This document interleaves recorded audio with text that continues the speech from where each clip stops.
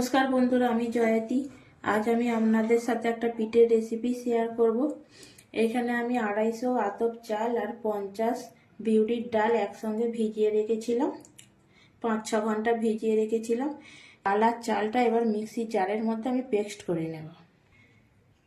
চাল আর ডালটা আমি এরকমভাবে মিক্সির মধ্যে বেটে নিয়েছি, এরকম ঘনত্বে বেটে নিয়েছি। এতে আমি আরও জল দেব। তাহলে এই পেস্টটা দিয়ে আজ আমি আপনাদের সরু চাকলি পিঠে বানিয়ে দেখাবো। আগের বারে দেখিয়েছিলাম 2 রকম চাল দিয়ে সরু চাকলি পিঠে, আজকের বিউলির ডাল আর আতপ চাল দিয়ে সরু চাকলি পিঠের রেসিপিটা দেখাবো। এটা ঢেলে নিই। ব্যাটারটার মধ্যে দিয়ে দেবো 1 চামচ লবণ। যে যেমন লবণ পছন্দ করেন তেমন দেবে। এতে আমি জল দিয়ে পাতলা করে রেখেছি।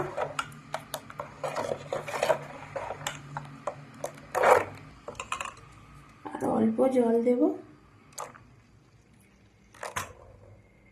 দেখুন বন্ধুরা, এরকম ঘনত্বে রাখতে হবে।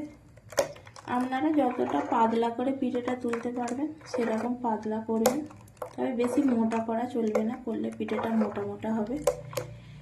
ঠিক হাতার পিছনটা দেখুন, ঠিক এরকম ঘনত্বে রেখেছি।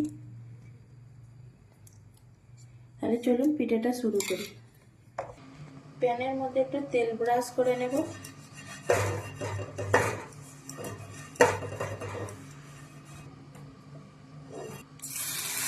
এইভাবে ঘুরিয়ে নিচ্ছি।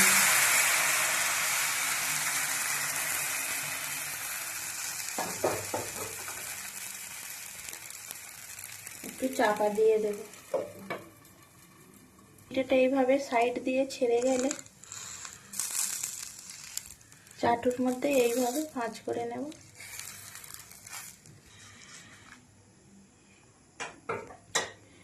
একটা সরু চাকলি পিঠে আমার হয়ে গেছে, ফের আর একটা করে নেব। এটা মিডিয়ামে রাখবো।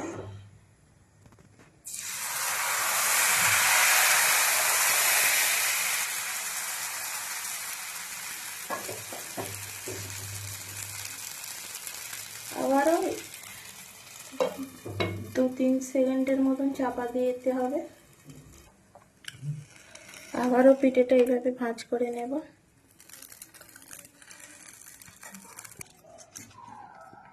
আর একটা পিঠে আমার হয়ে গেল বন্ধুরা। দেখুন কতটা সাদা হয়েছে আর কতটা পাতলা, আপনারা দেখেই বুঝতে পারছেন। আবার একটা দিয়ে দেব।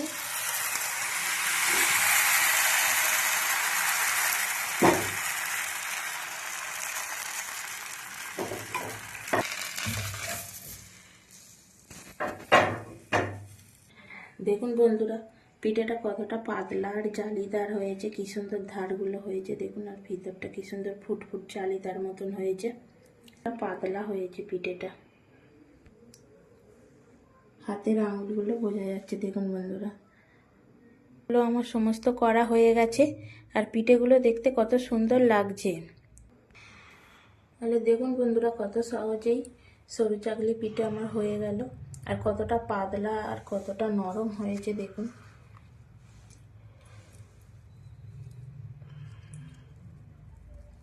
তুলোর মতন নরম হয়েছে।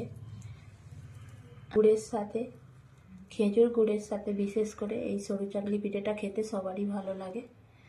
শীতকালে আমরা এই পিঠেটা বেশি বানিয়ে থাকি খেজুর গুড়ের সাথে খাওয়ার জন্যে। তাহলে রেসিপিটা ভালো লাগলে বন্ধুরা বন্ধুদের সাথে শেয়ার করবেন এবং কমেন্টে জানাবেন রেসিপিটা কেমন লাগলো। অবশ্যই লাইক করবেন, আমার পাশে থাকবেন। সবাই সুস্থ থাকবেন, ভালো থাকবেন। ততক্ষণের জন্য টাটা।